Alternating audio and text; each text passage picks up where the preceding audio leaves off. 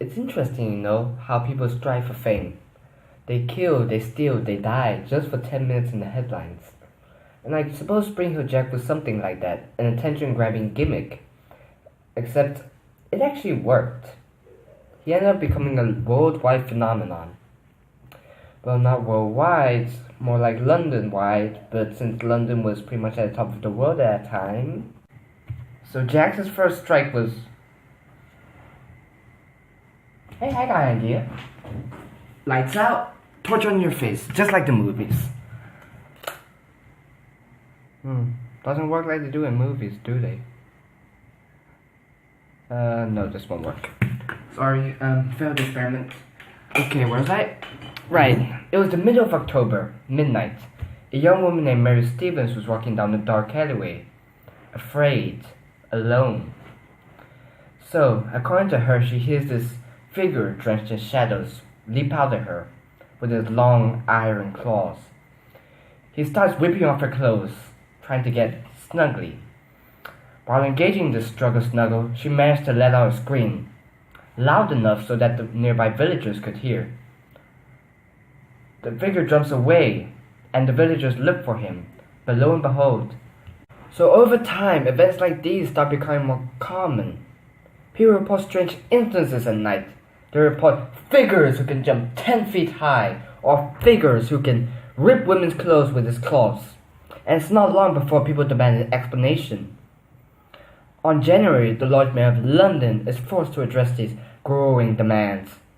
He blames these attacks on the rich folk, and whether that's true or not, that's not how you do things, Johnny boy. You can't just say something and do nothing about it. Now in February, 1 month later, things start getting big for Jack. An innocent woman by the name of Jane Alsop hears a ring at her door and a man's voice screaming for assistance for a day called a Spring Hill Jack.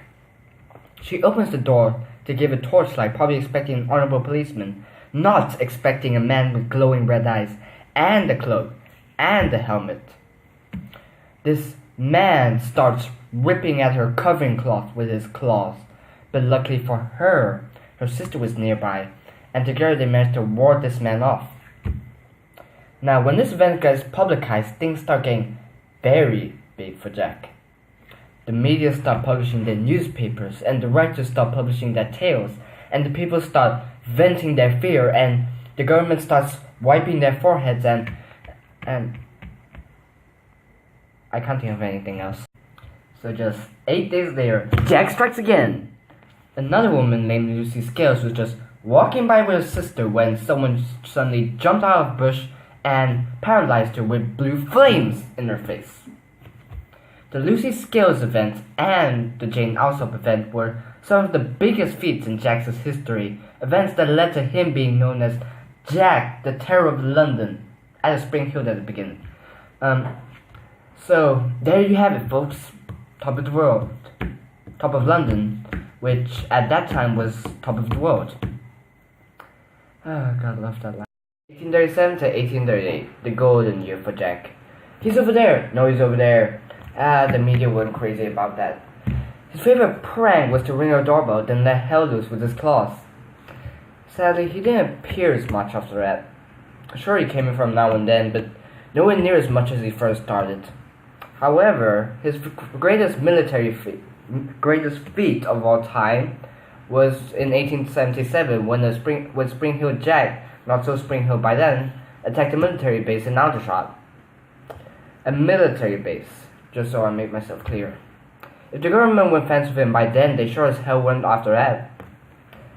His last confirmed appearance was in 1904, when, in Liverpool, he was last seen jumping over rooftops, and jumping away to who knows where. And that concludes our video.